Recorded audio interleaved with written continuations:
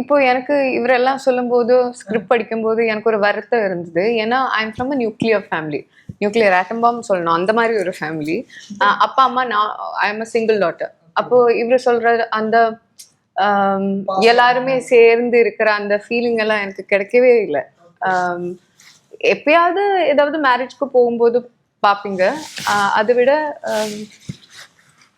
எல்லாருமே சேர்ந்து நடத்துற கல்யாணம் அந்த பழக்கம் இல்லை. என் ஃபேமிலியில அந்த பழக்கம் இல்லை.